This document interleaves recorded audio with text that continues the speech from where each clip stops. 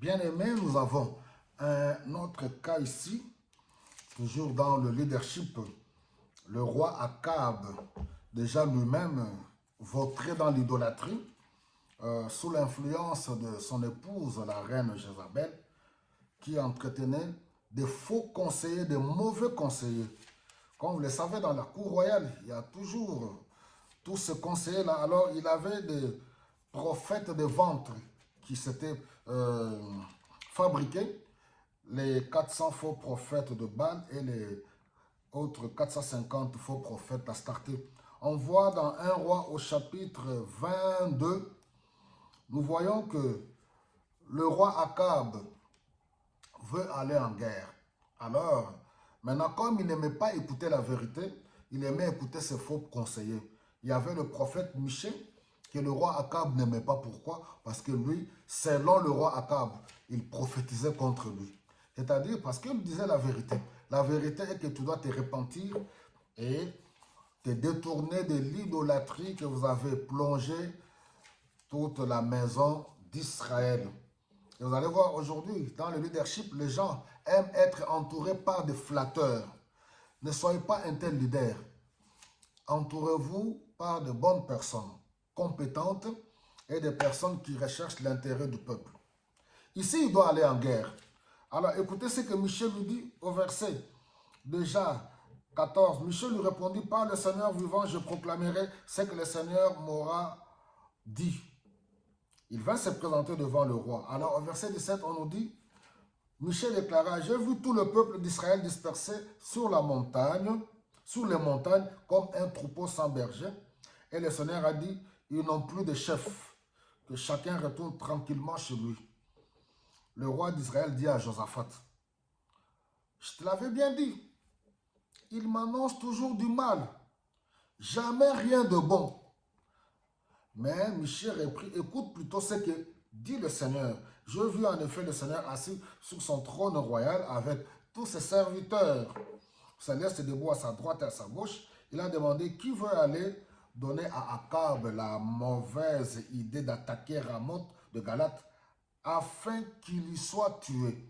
La décision venait de la part de Dieu. Comme on a toujours dit, quand Dieu envoie le prophète un message, Dieu peut revenir sur sa décision parce que c'est un Dieu miséricordieux lorsqu'on se répand. Mais comme c'était un chemin de non-retour pour le roi Akab, sachant qu'avec son épouse Jézabel, il n'allait pas se repentir. Pratiquement impossible. Et pourtant, c'était la main tendue de Dieu. Le message du prophète Michée, c'était la main tendue de Dieu pour que Akab revienne de sa mauvaise voie, de sa mauvaise vie. Chaque jour, mes bien-aimés, Dieu nous tend toujours la main pour que nous puissions revenir sur nos mauvaises décisions ou mauvaises vies.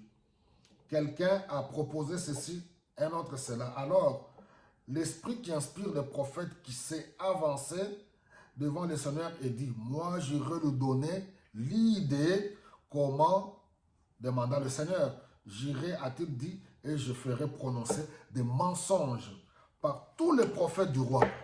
C'est-à-dire que la décision a été prise. Dieu est celui qui est l'auteur de toutes choses. C'est ainsi que cet esprit mensonger qui inspire le mensonge vient inspirer tous ces faux prophètes pour dire au roi, vas-y, vas-y, tu vas gagner le combat. Et c'est comme ça aujourd'hui. Les dirigeants politiques, les leaders spirituels, les leaders à tous les niveaux, vous êtes entourés par des flatteurs, des gens qui vous diront toujours, va, prends telle décision, fais ceci. Comme conséquence, nous voyons à partir du verset 34 jusqu'au verset 38, le roi Akab fut tué. Pourquoi? Parce qu'il n'a pas voulu écouter le bon conseiller, le prophète Michée, mais il a suivi tous ces faux prophètes qui étaient là pour leur profit, qui n'avaient rien de Dieu. Dieu ne leur parlait pas. Et laissez-moi vous dire aujourd'hui, mes bien-aimés, nous sommes à cette époque-là où vous voyez des prophètes sur Internet, dans nos pays d'Afrique, autour des dirigeants politiques, autour des ministres. Ils sont entourés de tous ces pseudo-prophètes qui n'ont rien à voir de Dieu. Je ne dis pas qu'il n'y a pas de bons prophètes. Qui suis-je moi? Il y a de bons prophètes. Il y en a. Mais il faudra comprendre comment Dieu fonctionne. On en a déjà beaucoup parlé avec les prophètes. Quel genre de message Dieu donne. Est-ce que les prophètes viennent pour flatter ou bien voir comment l'exercice du don de prophétie et comment le don de prophétie s'exerce dans l'Église? Et tout cela, il faut le discernement. Il faut que cela soit conduit par l'Esprit de Dieu pour rechercher l'intérêt de Dieu. Donc, vous qui avez des responsabilités quelconques et qui êtes entourés par des prophètes, faites attention. Que Dieu vous accorde la grâce de pouvoir discerner les bons et les mauvais pour ne pas tomber dans le piège du roi Akab.